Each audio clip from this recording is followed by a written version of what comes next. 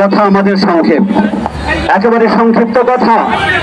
আমাদের প্রধান কথা হলো, আমার যেই বোনকে মৌচাকে ধর্ষণ করেছে, যেই ধর্ষক ধর্ষণ করেছে, যেই হিন্দুকে ধর্ষণ করে, যেই হিন্দু ধর্ষণ করেছে, ওকে সর্বোচ্চ শাস্তি ফাঁসির কাস্তে ঝুলাতে হবে।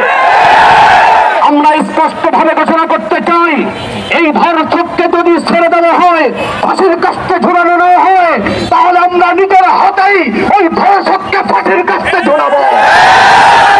দ্বিতীয় কথা, যারা অ্যাডভোকেট আরিফকে হত্যা করেছে, মুফতি মহিবুল্লাহকে যারা গুম করেছে, এই ইসকনকে অচিরেই নিষিদ্ধ ঘোষণা করতে হবে। যদি ইসকনকে 72 ঘন্টার ভিতরে নিষিদ্ধ না করা হয়, তাহলে আমরা ছাত্র জনতা, ওলামায়ে কেরাম, তাওহীদি জনতাদেরকে নিয়ে ইসকনকে নিষিদ্ধ ঘোষণা করে ওদেরকে যেখানে পাবো সেখানেই বুঝে ফেলবো।